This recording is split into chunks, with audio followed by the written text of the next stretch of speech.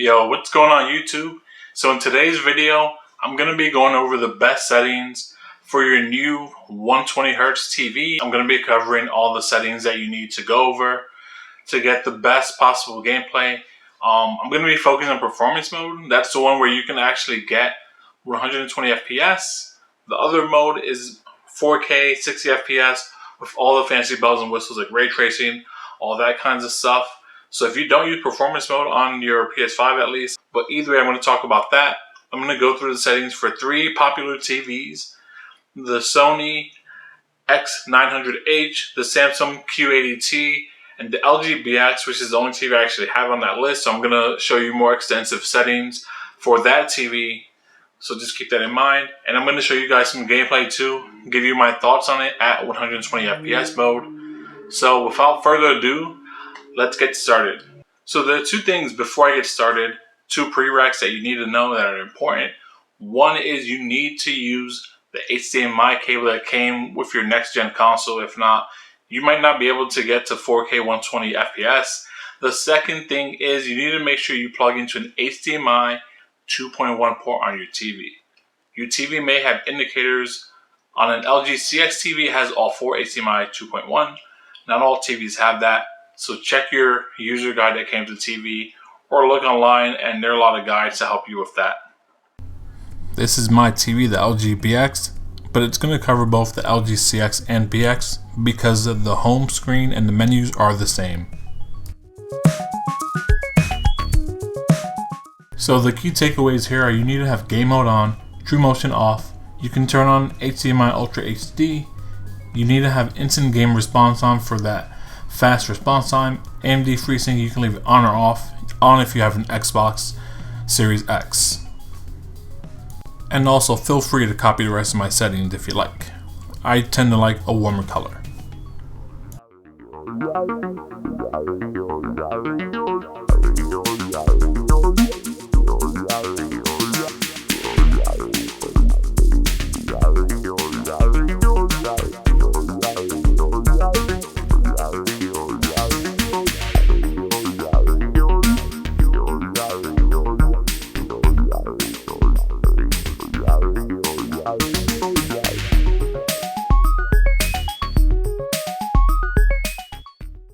For the Q80T, input signal plus should be enabled, HDMI 4 to make sure you get full 4K 120 FPS, and you should disable Game Motion Plus setting to get rid of that soap opera effect.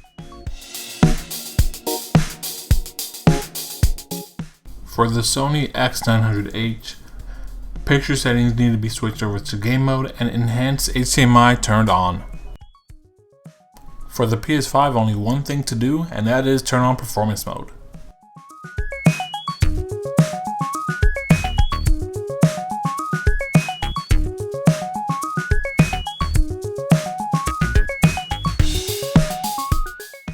Now that we got all the settings enabled, let's look at some games.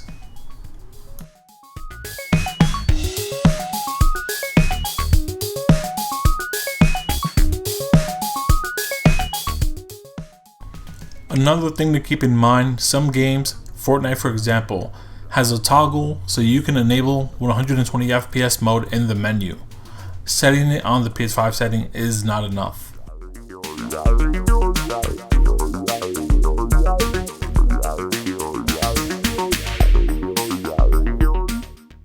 You can see here it's running at a full 120 FPS because Fortnite is one of the lucky games to have an FPS counter.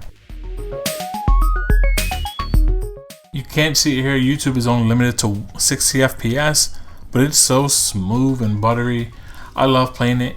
Another thing to keep in mind is Fortnite, like a lot of games, don't run at a full 4K when you're running in 120 FPS mode, so you are losing that.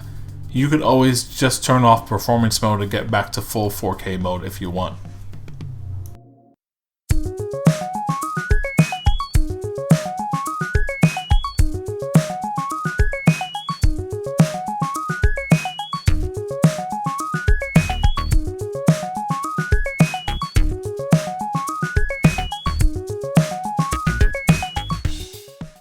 Destiny's another game with 120 FPS mode. Honestly, it feels like Crucible was meant to be played at 120 FPS. And with that being said, Crucible is the only game mode that supports 120 FPS, so keep that in mind.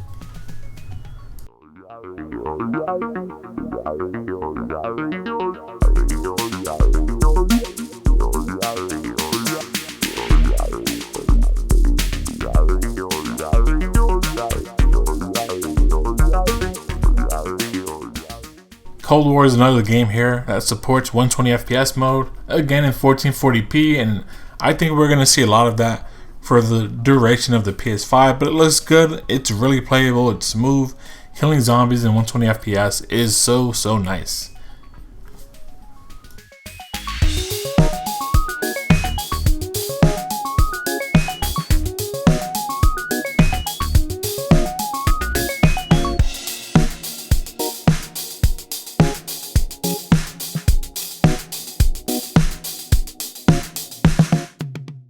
One of the cool things here is that Cold War also supports it in other game modes. It's not only zombies mode, kind of like Destiny where you have to play multiplayer to get 120 FPS, it supports it across the board.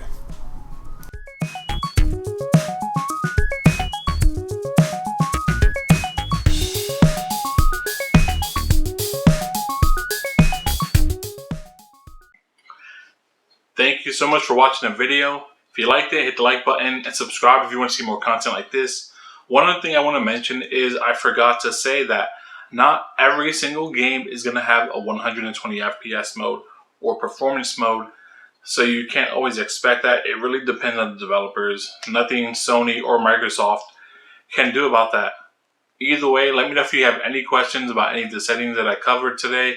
And again, I'm going to drop 2 links down below for full settings overview for the X900H Sony TV and the Q80T. Again, since I don't own those and I want to help you guys out as much as I can. Thanks again for watching, and I'll see you in the next one. Peace.